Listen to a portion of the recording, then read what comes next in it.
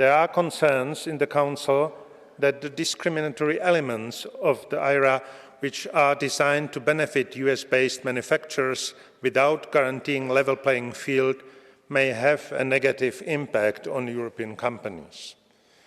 The new US legislation, even if not in place yet, is already having an impact on the investment plans of our companies, and there is a clear potential for a more systemic impact on the EU industry, in particular in sectors which are of crucial importance for our green transition.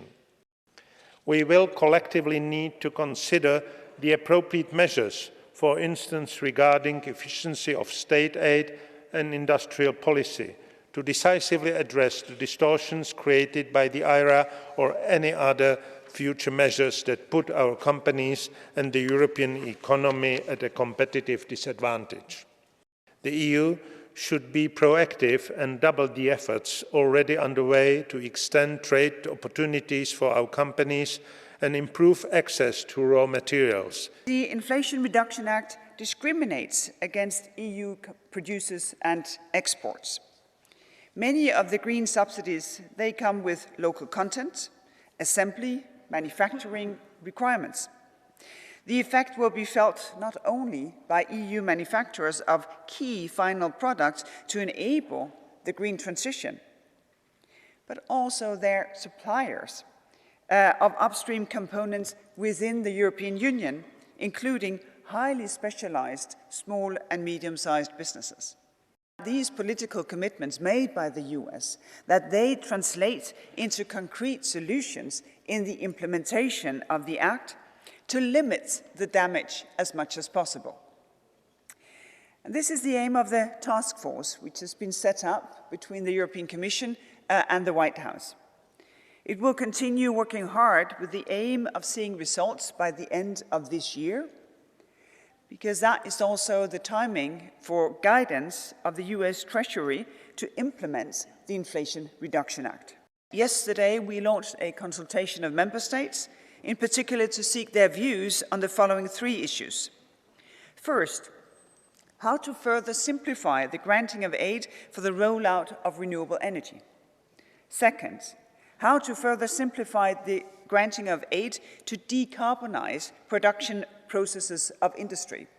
And thirdly, whether it is necessary to support certain types of productive investment in strategic sectors for the green transition. If supported by the result of the consultation of member states, targeted adaptations of our temporary framework could serve as a bridge to real European solutions in the medium term. The EPP welcomes the ideas put on the table by the Commission this morning, but we should do more. Rather than the immediate more subsidies reflects, we should first redirect money remaining in existing funds to strategic infrastructure for key sectors. And this should be done cross-border, because let's be fair, this is what's lacking in the current funds. The behavior of the United States in the last months is really a push away from a real good partnership. Might makes it right, might be the principle of some people in the United States. And this is really undermining our cooperation.